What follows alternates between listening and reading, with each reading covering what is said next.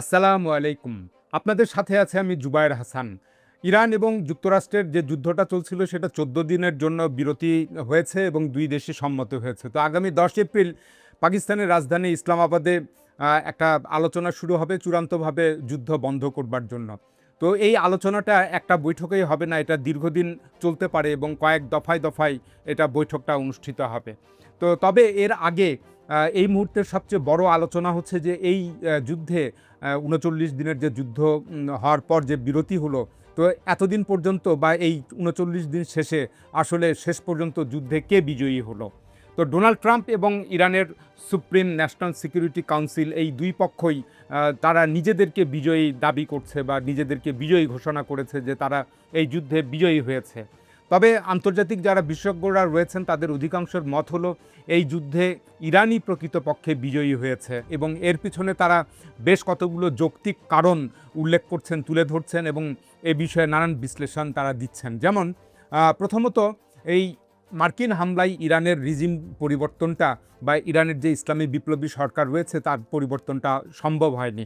তো বরং এই ইরানের ইসলামী বিপ্লবী সরকার আরও মজবুত হয়েছে এবং ধারণা করা হচ্ছে যে তাদের এই শাসন কাজটা বা শাসন ব্যবস্থাটা আরও দীর্ঘকাল এটা টিকে থাকবে এবং ইরানের ইসলামী বিপ্লবী সরকার সেটা খুব শক্তভাবে দৃঢ় হাতেই এর দ্বারা দেশ শাসন করবে এবং যিনি এখন নতুন সর্বোচ্চ নেতা বা ইরানের তৃতীয় যিনি এখন নেতা মোস্তফা খামেনি, তো তিনি তার পিতার চেয়েও তাকে কট্টরবাদী মনে করা হচ্ছে। তো সুতরাং এখানে রিজিম চেঞ্জ হয়নি, উল্টো বরং আরও শক্তিশালী শাসক আবির্ভূত হয়েছে।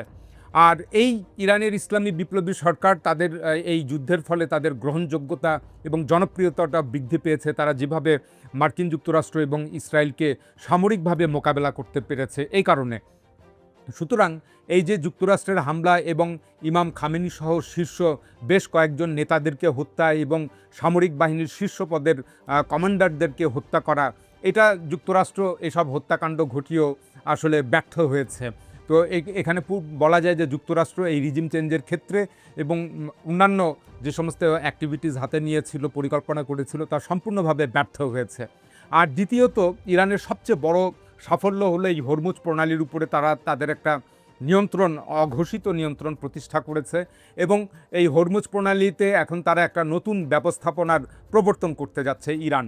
তো অথচ যুদ্ধের আগে এই হরমুজ প্রণালী ব্যবহারের ক্ষেত্রে এটা সবার জন্য উন্মুক্ত ছিল এবং এটার কোনো বাধা বিপত্তি ছিল না। কিন্তু এখন হরমুজ প্রণালী ব্যবহার করতে গেলে ইরান এবং ওমানের ব্যবস্থাপনায় নতুন যে একটা ব্যবস্থাপনা গড়ে উঠবে সেটার দিকে নজর রাখতে হবে এবং তাকিয়ে থাকতে হবে সমস্ত দেশগুলোতে।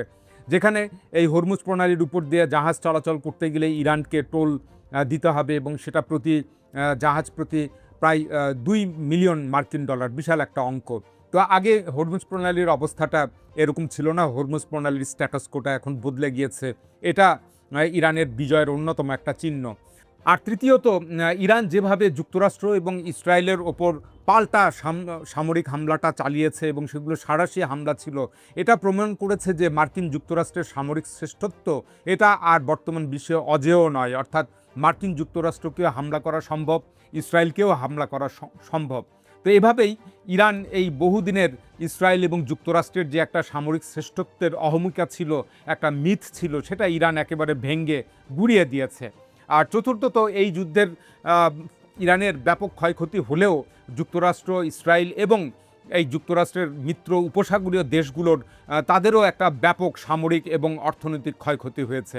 আর যুক্তরাষ্ট্রের এই যুদ্ধ ব্যয়টা ৩৯ দিন শেষে তাদের $৪৭ বিলিয়ন বেশি তাদের একটা অর্থ ব্যয় হয়েছে, যেটা প্রতিদিন প্রায় $১ বিলিয়ন ওপর।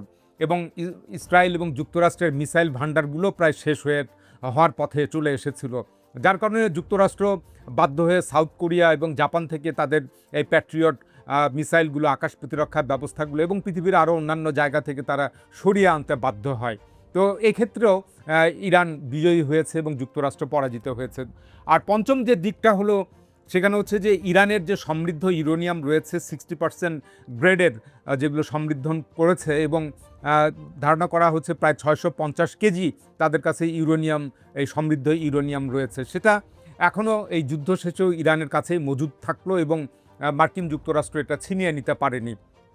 আর ইরান এখন নতুনভাবে আন্তর্জাতিক পর্যবেক্ষণের তত্ত্বাবধানে তার পরমাণু কর্মসূচিটা চালিয়ে যাওয়ার জন্য সম্মত আছে, বা এটা ইরান আগেও এই বিষয়ে সম্মত ছিল।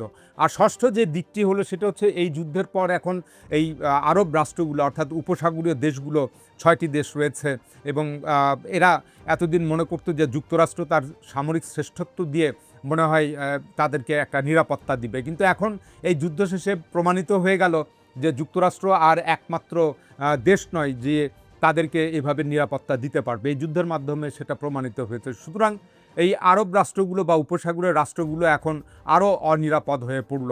আর এদিকে ইরানের সেই সামরিক শ্রেষ্ঠত্ব, যেটাকে আরব রাষ্ট্রগুলো ভয় পেত, ইসরায়েল ভয় পেত, সেই জিনিসটা অটুট রয়ে গেল। সুতরাং এদিকটাও ইরানের একটা বড় বিজয়। ইরানের যে সামরিক ক্ষতিটা হয়েছে সেটা সে কাটিয়ে উঠতে পারবে। আর আরেকটি যে দিকটা হলো সেটা হচ্ছে সামরিক দিক থেকে এই যুদ্ধে ইরানের যে ক্ষয়ক্ষতিটা হয়েছে, তো এই যুদ্ধের অভিজ্ঞতা থেকে তা পূরণ করবার, কিভাবে পূরণ করা যায়, এই সহায়তাটা ইরান পাবে, এই অভিজ্ঞতাটা সে কাজে লাগাতে পারবে।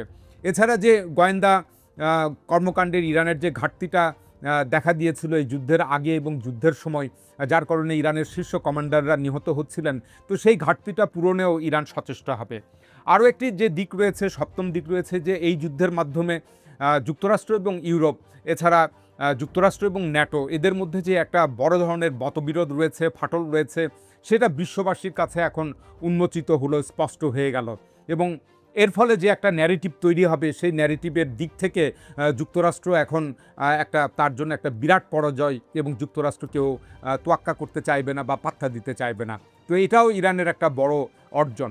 আর অষ্টম যে দিকটা হলো সেটি হচ্ছে যে এই যুদ্ধের ফলে ডোনাল্ড ট্রাম্পের রাজনৈতিক একটা ভরাডুবি ঘটেছে, এবং তার রাজনৈতিক ভবিষ্যৎটা অন্ধকার হয়ে আসছে, এবং তিনি ইমপিচমেন্ট হতে পারেন, বা এই 25তম সংশোধনীর মাধ্যমে ভাইস প্রেসিডেন্ট দায়িত্ব নিতে পারেন, তাকে মেডিকেলি বা মেন্টালি আনফিট বলে ঘোষণা করা হতে পারে।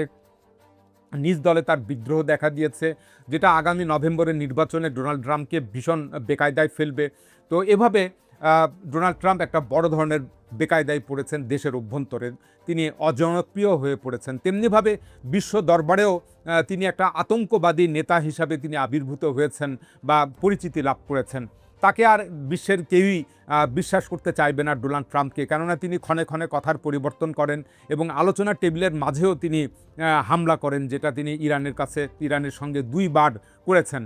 তো এই কারণে ডোনাল্ড ট্রাম্পের মেয়াদকালে যুক্তরাষ্ট্র তার কূটনীতিতে আরও পিছিয়ে পড়বে এবং কূটনীতিতে সুবিধা করতে পারবে না।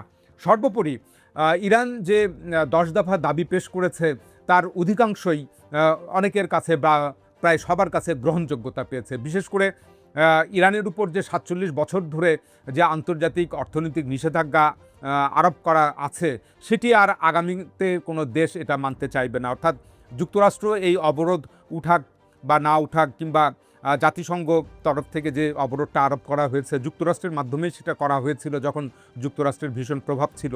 তো এইসবের আর কেউ ধার ধারবে না, এবং তারা নিজ নিজ রাষ্ট্র স্বার্থে এই নিষেধাজ্ঞাগুলো, ইরানের উপর যে নিষেধাজ্ঞাগুলো রয়েছে সেগুলো অমান্য করবে। বিশেষ করে চীন এবং রাশিয়া, তারা তো অমান্য করবেই, তারা কোনো ধরনের ইরানের উপরে অর্থনৈতিক নিষেধাজ্ঞা মান্য করবে না। এমনকি ইউরোপেরও অনেক দেশ এর সাথে যোগ দিবে এবং ইরানের সাথে ব্যবসা বাণিজ্য শুরু করবে। সুতরাং ইরানকে এই যে বেকায়দায় ফেলা বা কাবু করবার মার্কিন যে অর্থনৈতিক অস্ত্র, সেটা এখন আর কাজ করবে না, এবং এটা টিকেও থাকবে না। এই অস্ত্রটা একেবারে অকেজো হয়ে পড়বে।